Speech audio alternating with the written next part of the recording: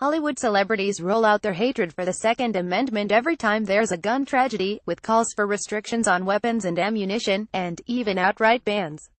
It happened again after Stephen Paddock, 64, reserved a room at Mandalay Bay in Las Vegas, assembled dozens of weapons and thousands of rounds, and sprayed bullets into an outdoor concert venue, killing 58. But the film industry is being called out for homicide hypocrisy after a study revealed that the popular movies showing at the time of the Las Vegas attack featured 589 incidents of violence, including 212 incidents of gun violence, 108 of them with automatic weapons.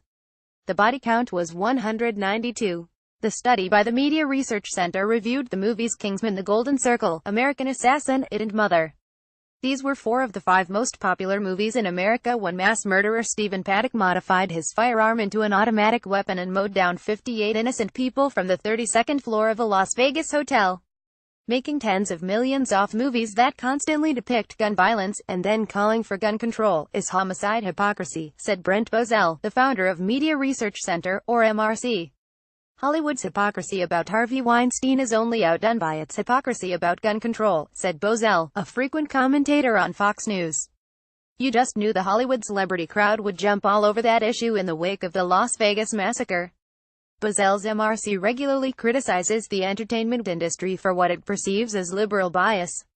Would you be prepared to defend yourself and other innocents in a surprise attack? Find out what one courageous churchgoer did to protect others in the film Shooting Back the Right and Duty of Self-Defense on MRC's Newsbusters site. Writer Matt Philbin said people were understandably horrified that Paddock was able to fire what amounted to machine guns into a crowd.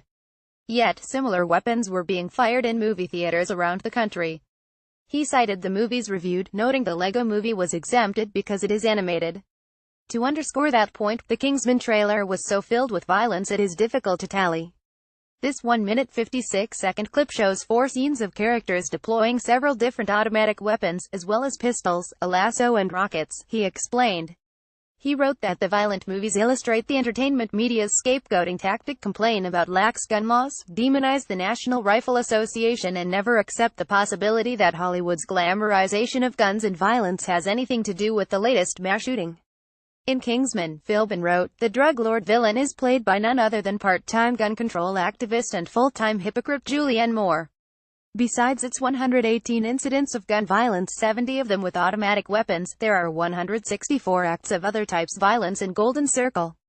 There are body slams, punches, explosions, ripping off limbs, ripping out vocal cords, putting people in meat grinders, cannibalism, lasso violence, slicing people in half and eyes randomly exploding from people's heads. The product is a grisly body count of 92. Assassin kills off 37 and mother kills 56, including a crowd disemboweling and eating a baby. The body count in it is lower, but the movie features a penetrating captive bolt pistol, a slaughterhouse tool used to horrifying effect. This isn't the first time a real bloodbath has been mirrored by what's on this silver screen. In 2013, MRC Culture Study showed the 5 top-grossing movies at the time of the Sandy Hook school shooting, generating another staggering amount of violence, Philbin reported.